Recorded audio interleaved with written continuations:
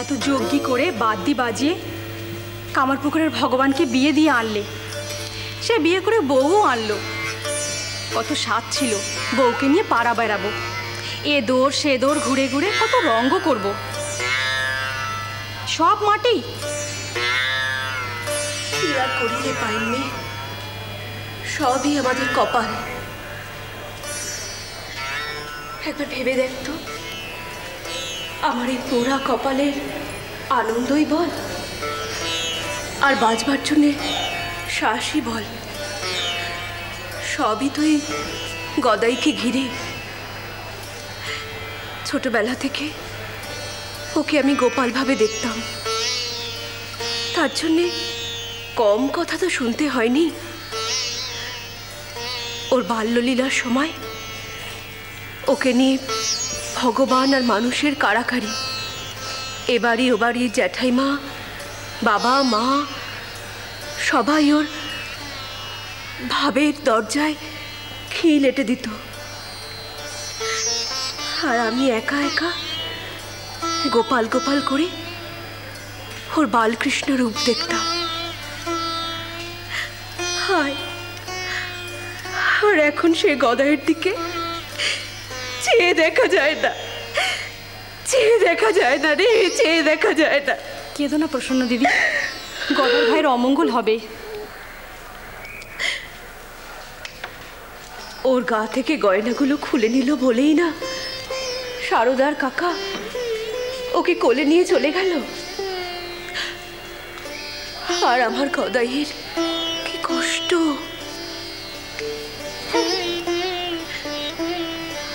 কি রে বউ, কষ্ট না ছাই,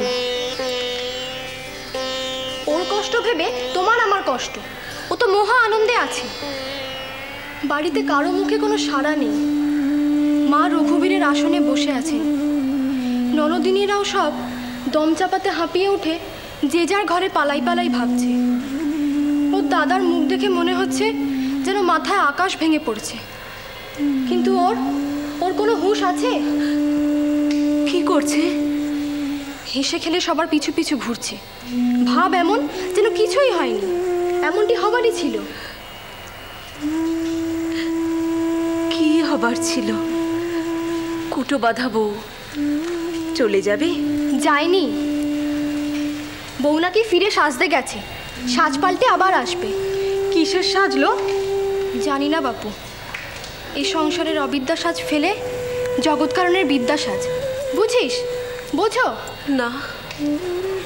আমিও বুঝি না, গদাইয়ের অনেক কিছুই আমি বুঝতে পারি না,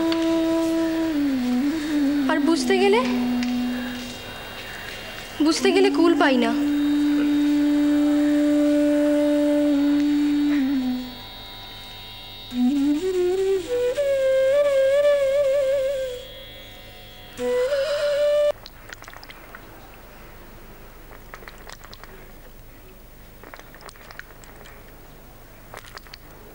চেনো?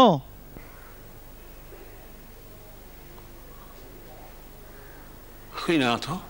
আরে আমাদের বিশ্বনাথ গো, আমাদের ৩-৪ গ্রাম ঘুরে ও চলনদারের কাজ করে।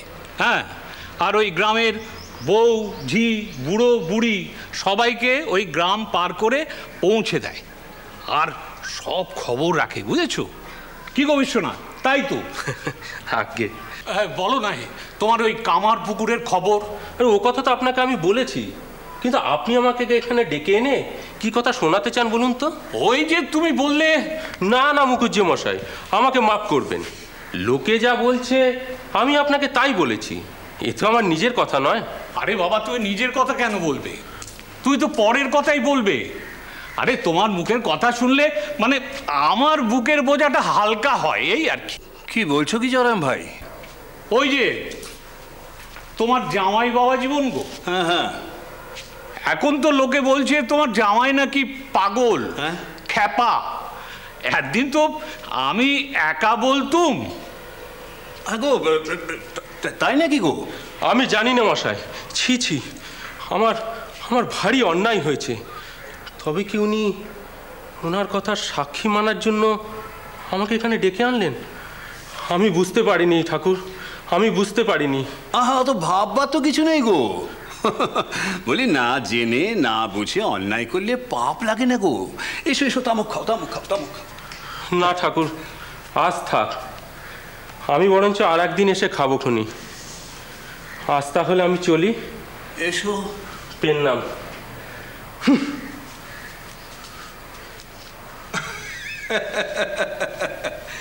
তা কি হলো গো জয়রাম ভাই? তোমার গপ্পটা তো ঠিক মতো জমলো না। আরে আমার কি দোষ বলো? লোকে বলছে, শুনছি, তাই তো ওকে তোমার কাছে নিয়ে এসেছিলুম বলাতে। বেশ করেছো, বেশ করেছো। বলি, তুমি আমার জ্ঞাতি ভাই বলে কথা, তুমি তো সবার আগে ভালো খবরটুকু আমার কাছে এনে দেবে গো। তা ঠিক করেছো। বলি, ভাইয়ের মতন কাজই করেছো। সে তো বটেই, কিন্তু মানে ইয়ে দেখো দেখো জয়রাম ভাই, দেখো, আমি তো আমার মেয়ের গলায় অমন খ্যাপার বরমালা হাসি মুখেই ঝুলিয়েছি গো। হ্যাঁ, কাজের আগে আমি জানতুম যে তোমার মেয়ের সঙ্গে ওই ছেলের বিয়ের সম্বন্ধ হয়েছিল। তা ছেলে পাগল বলে তুমি নিজেই কথা ফিরিয়ে দিয়েছো। আর আমি তো তখনই নিশ্চিন্ত হয়ে গেলুম যে ওই জামাই আমার ভাগ্যে বাধা।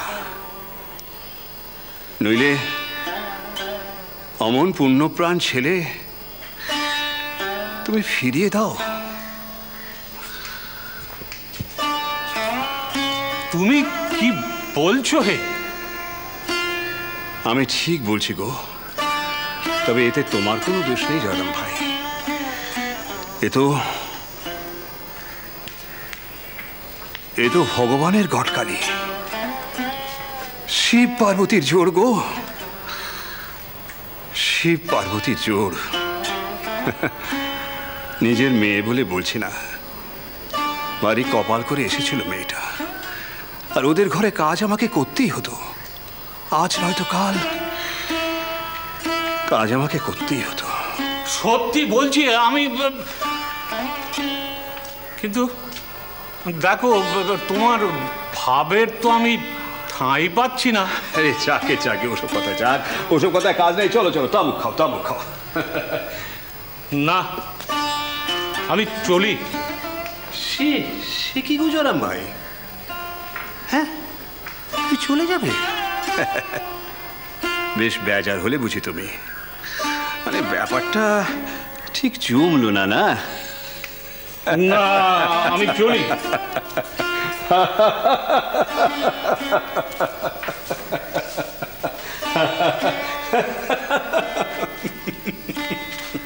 গেছেন? হ্যাঁ গো, গেছেন গেছেন।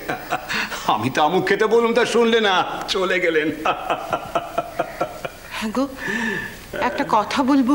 আরে একটা কেন বউ, 10টা বলো, 10টা। ওগো, সবকিছু এমন হালকা ভাবে নিও না। হালকাভাবে নিই বলি তো বইতে পারি বউ, নইলে যা ভার বইতে গেলে হেলে পড়তো। সেটা বোঝো। বুঝি গো, বুঝি, আমি সব বুঝি। রাম কৃষ্ণ